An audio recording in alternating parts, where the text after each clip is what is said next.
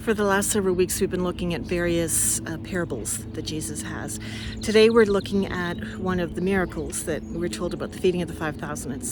It's again one of those stories that even if you don't know the scriptures, you kind of know this one.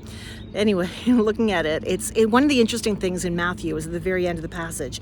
It says 5,000, then it says and women and children. So many more than 5,000. But it's interesting how people were counted in that. None of the other Gospels that have this story has that kind of distinction. Anyway, looking at it, I can tell you that in seminary there was a conversation going on quite regularly about whether or not this was truly a miracle or whether this is the miracle and everybody else stops pretending. Meaning that, is this something that Jesus and his disciples just kind of provided the food, or was it a matter of they saw one person being generous or encouraged and suddenly everybody brought out the lunch that they were hiding and wanted to share it around? And this was a conversation that we had quite a bit in seminary. There's no answers on that. It was just kind of, what does a miracle look like? Because one of the interesting stats is that the people who are least likely to believe in miracles and spiritual experiences, spiritual phenomena, actually clergy, which I thought is ironic and yet not. So we were, anyway, this is a conversation we had. And I was thinking about that yesterday. I was on a road downtown watching a woman who was in a really bad way. She was either high or she was having a mental breakdown, or there was something there anyway. She was partially clad, covered, but very little clothes on, had a blanket and a towel and a box of cigarettes, and that was pretty well all she had. And her shoe would come off and she put it on, and she was dropping and she was dancing to her own music, and then she'd look around to what was going on, and she was very unstable. She was back and forth, and I happened to be the closest. So I had already prepared myself that if she was to wander too far into the street, that I'd be the one that would be running after her and pulling her back. I also am the one who, when she dropped her blanket in the street, I kind of went behind her. She couldn't see me. She was focusing in the other direction at that point in time, and picked up the blanket and brought it back onto the curb. So it wouldn't be a reason for her to go into the street. And I watched this for some time. She was definitely in a world of her own. No one engaged her. No one came close. But I was watching around, and this was on a major street corner in the city. And I was watching around, and people were watching. People in cars were paying attention, especially those who had to drive around, wondering if they had to navigate her or could go through safely. People in other buildings, on the streets, people at the cafe that was close to me, everybody was watching her. And it just kind of dawned on me.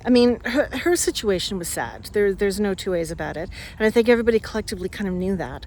But in her little dance, in her world, in her kind of isolation, she had no concept that there were easily 100 people watching out for her. Easily 100 people, could have been more. There were people in cars that had just come into the intersection who were slowing down when she finally decided to pick up her stuff and run and basically jaywalk through a major section. And we're talking like 4 lanes in every direction kind of intersection. It was something. But she was not hit. No one stopped her, no one engaged her, no one accosted her, no one interrupted her.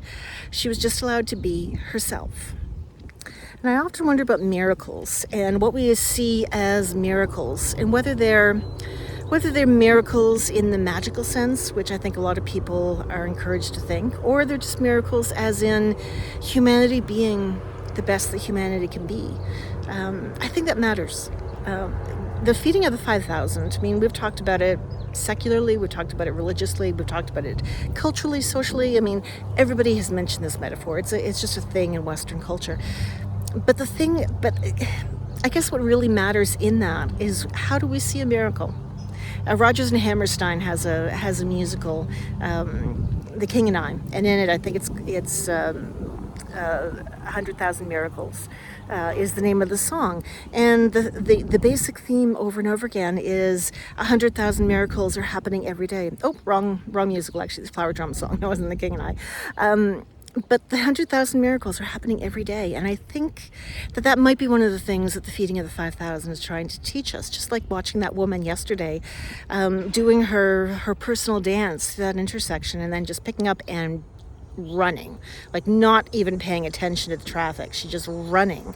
And you could tell where she was focused, where her face was aimed, that where she was heading. So that gave clues, but really no one had any idea. She was quite erratic, and we didn't know what was going to happen. But the miracle in her life yesterday afternoon, one of them, was that 100+ people just watched to make sure she was safe. Were prepared to adapt and adjust their lives to make sure she was safe. We don't see that. We don't recognize how miracles like that are happening all the time. We might have to. Whether Jesus fed those folks with just the food that he had in his backpack, I'm kind of in the camp of I guess everybody kind of pulled out their lunch, quite frankly. But that's okay. Miracles sometimes are as simple as kindness. We undermine that. We dismiss it as not being that meaningful. But I truly think that in some cases is some of the most significant miracles that we could possibly be part of.